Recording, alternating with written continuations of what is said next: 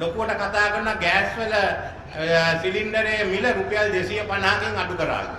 ඉතින් දවසක අපි දන්නවා මාසෙකට සිලින්ඩර් 4ක් අපි පාවිච්චි කරනවා. එහෙනම් 1000ක් එතනින් අඩු වෙලාලු. ඉතින් මම අහන්නේ මේ අනික් අතින් මේ අපේ භාණ්ඩාගාරයේ කියන මේකෙන් ආණ්ඩුවට පාඩුවක් නැහැලු. ඉතින් මාසෙකට රුපියල් 1000ක් ගත්තා නම් ගෑස් අරගන්න ගෙවල් බිලියනයක් ලක්ෂ 10ක් තියෙනවා නම් එහෙනම් මාසෙකට කවුරු හරි රුපියල් බිලියනයක්. ඒ කියන්නේ මිලියන 1000ක් හම්බ කරලා තියෙනවා. ඉතින් මාස 10ක් 11 නම් මිලියන 11000ක් හම්බ කරා.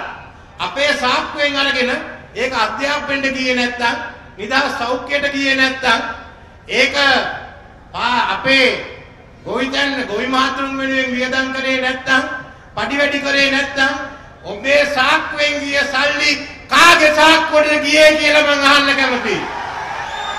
කාගේ සාක්කුවද? කාගේ සාක්කුවද?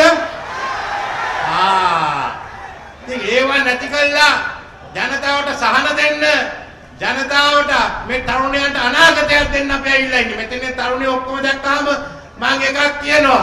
ඊළඟ අවුරුදු 5ේදී හොඳ රැකියා ලක්ෂ 10ක් ආදායම් මාර්ග ලක්ෂ 10ක් අපි ඇති කරනවා කියලා මම කියන්න කැමතියි.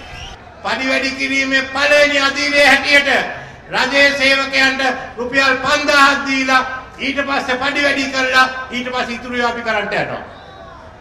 මම මහින්ද රාජපක්ෂ කෙනයි මේක කරන්න බැරි උනේ. අපි රැකියා ලක්ෂ 10ක් ඇති කරන්ට යනවා. රුපියල් 5000ක් රුපියල් 10000ක් වැඩි කරනවා කියන එක ලේසි එකක් නෙමෙයි. ඒත් අපි ඔක්කොම එකතු වෙලා ජනතාවගේ අතට සල්ලි දෙන්න තියෙනවා.